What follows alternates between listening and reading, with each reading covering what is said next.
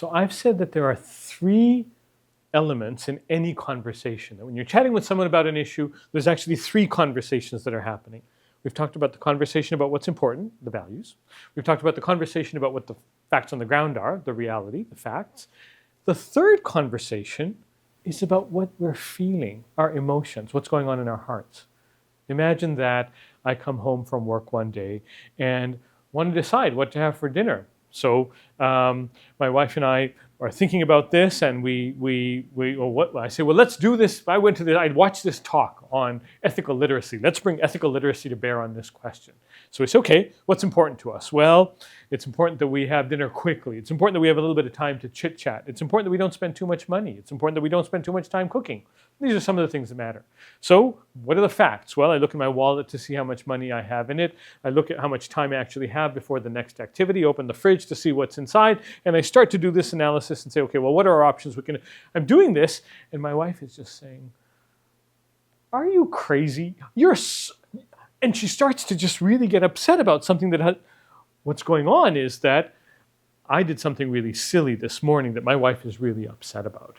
And I'm trying to have this reasoned conversation about what we should do for dinner when she's still really upset about something that we were arguing about before. If I don't deal with that emotional reality first, I will get nowhere on having that intellectual conversation about what should matter and what the facts are. Now, we're going to deal with emotions and emotional intelligence in a different video.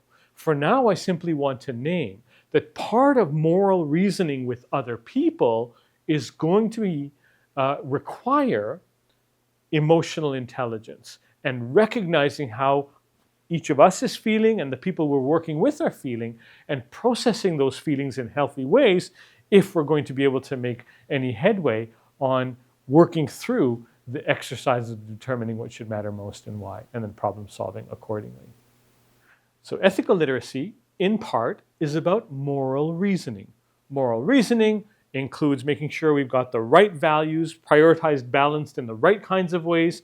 We've got the facts right. We're in an emotional space where we can think critically about these things. And then it's about problem solving. It's about creatively thinking about what the best way might be to live up to our values, to live up to what should be most important in any given situation. So moral reasoning is about thinking about values and facts and then finding a solution that lives up to what should matter most and why. This is complementary to, in other words, we also need to build into this our pluralist disposition, our ability to work with other people, our character, and other dimensions of ethical literacy that we're going to talk about a little bit later as well.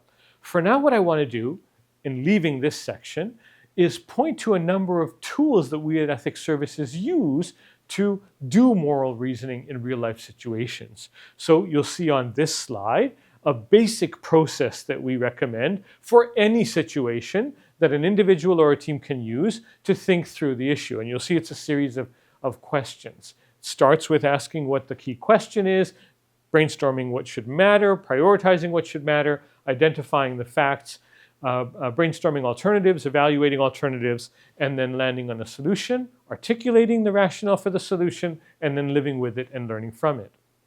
And this basic method is then applied in different contexts.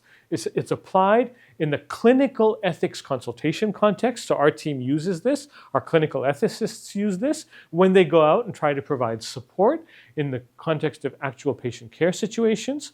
The same basic method is applied in a different way to system level issues that we face, whether again they're policies or practice guidelines or strategies or things like that. And so we have different ways of using this basic method depending on the context that we're working in. Different ways of applying moral reasoning or bringing moral reasoning to some of the practical issues that we face.